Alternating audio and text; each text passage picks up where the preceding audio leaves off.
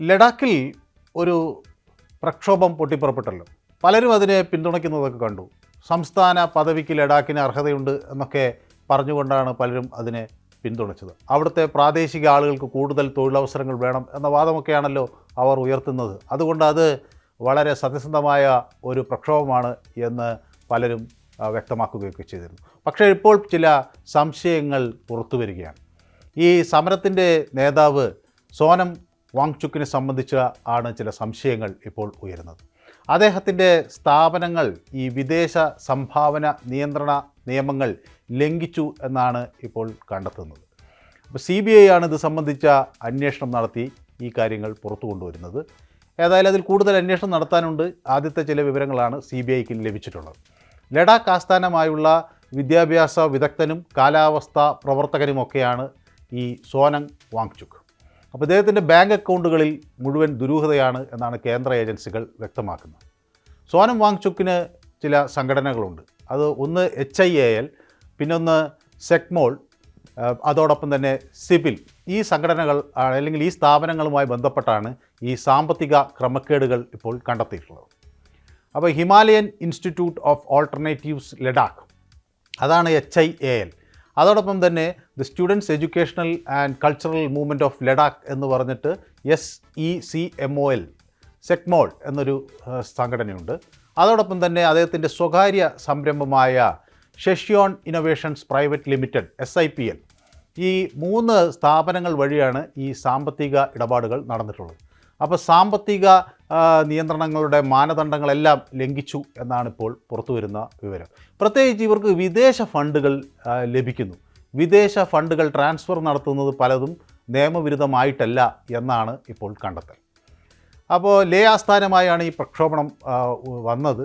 അവിടെ കേന്ദ്ര സർക്കാരിൻ്റെ ഭരണമാണ് ഇപ്പോൾ ഉള്ളത്. അത് മാറ്റി ഒരു പൂർണ്ണ സംസ്ഥാന പദവി വേണം എന്ന് ആവശ്യപ്പെട്ടൊക്കെയാണ് പ്രക്ഷോഭണം.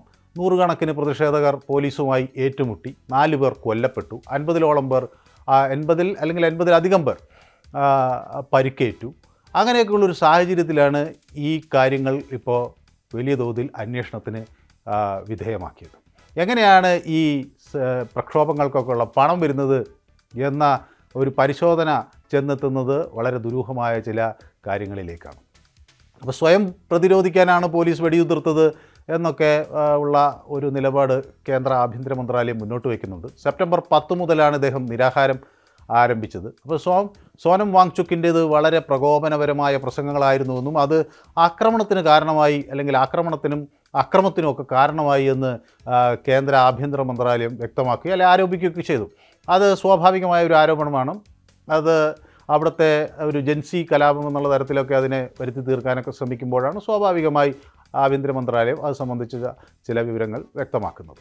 അപ്പോൾ സംഘർഷത്തിന് ശേഷം വാങ്ചുക്ക് പക്ഷേ തൻ്റെ സമരം പിൻവലിച്ചു. അപ്പോഴാണ് മറ്റു ചില കാര്യങ്ങൾ വരുന്നത്. HIALലേക്കുള്ള സംഭാവനകളിൽ വലിയ വർധനവാണ് കഴിഞ്ഞിടയിൽ കാണപ്പെട്ടിട്ടുള്ളത്.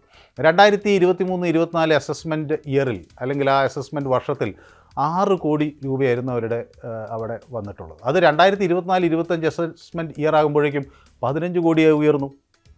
HIALന് ലഭിച്ച സംഭാവനകളുടെ സ്രോതസ്സുകൾ നോക്കുമ്പോൾ അതിലൊക്കെ ദുരൂഹതയാണ് കാണുന്നത്. ഇൻസ്റ്റിറ്റ്യൂട്ടിന് 7 ബാങ്ക് അക്കൗണ്ടുകൾ ഉണ്ട്. അതിൽ 4 എണ്ണം അവർ ഇതുവരെ പുറത്തേക്ക് വെളിപ്പെടുത്താത്തതായിരുന്നു. അപ്പോൾ FCRA രജിസ്ട്രേഷൻ ഇതിനില്ല. HIALന് 1.5 കോടിയിലധികം വിദേശ പണം സ്വീകരിച്ചു. ഇത് 2010 നമ്മുടെ വിദേശ സംഭാവന നിയന്ത്രണ നിയമം പ്രകാരം ഇത് പലതരത്തിലുള്ള ആശങ്കകൾ ഉയർത്തുന്ന ഇടപാടാണ്.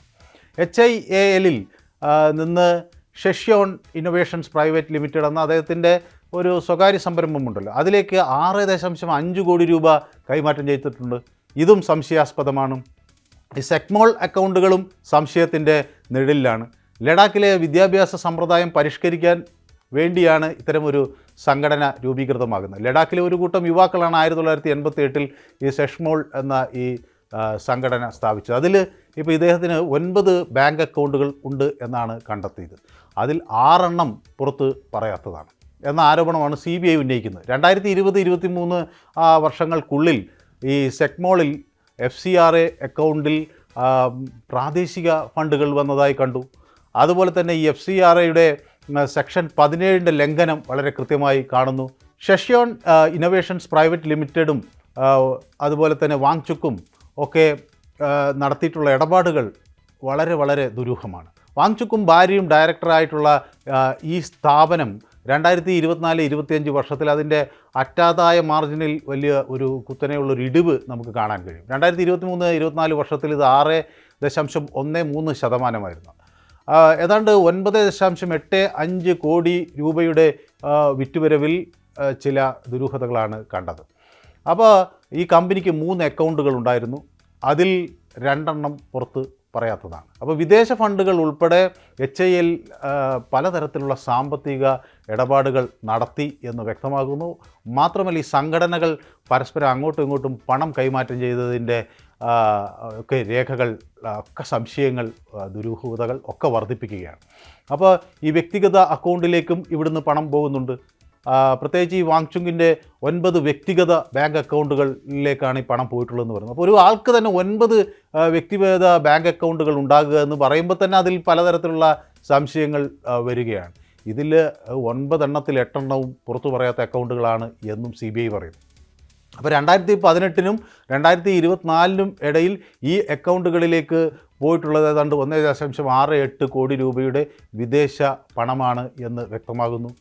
2021 മുതൽ 24 വരെ ഏകദേശം 3.2 കോടി രൂപയുടെ പണം അദ്ദേഹം വിദേശത്തേക്ക് കടത്തി എന്ന് പറയുന്നു. ഇത് കള്ളപ്പണം വെളുപ്പിക്കൽ നിയമപ്രകാരമുള്ള ചില ദുരൂഹതകളാണ് ഇത് വർദ്ധിപ്പിക്കുന്നത്.